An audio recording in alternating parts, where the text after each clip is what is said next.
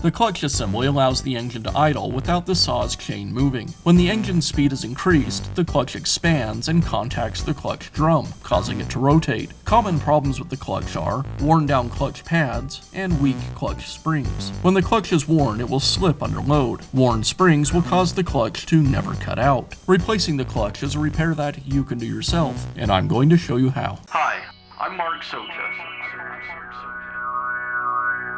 Do-it-yourself repairs like these are easier than you might think. From lawn machines to cordless drills, kitchen mixers, Outdoor grills. our how-to videos walk you through each repair from start to finish. So doing it yourself means never having to do it alone. Let's get started. I'll begin by removing the brake cover from the saw. The cover is secured with 2 nuts. I'll loosen the nuts and also loosen the chain tension.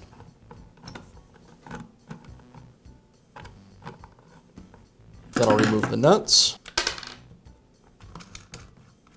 and the brake cover.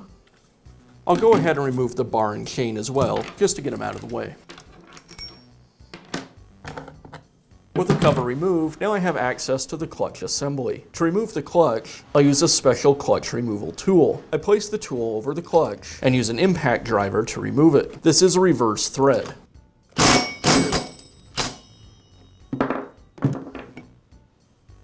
Now I can install the new clutch. I'll thread the clutch onto the spindle. Again, remember this is a reverse thread.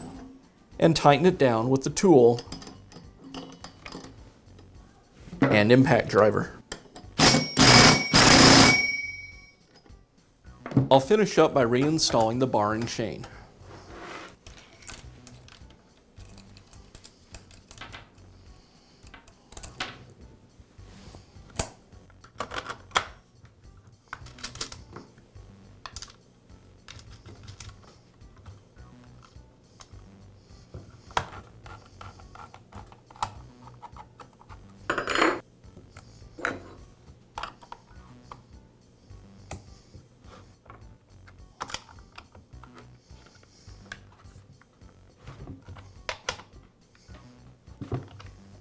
Now you can replace the clutch assembly on your chainsaw. Be sure to check back often for new videos and expert advice. If you found this video helpful, give us a thumbs up.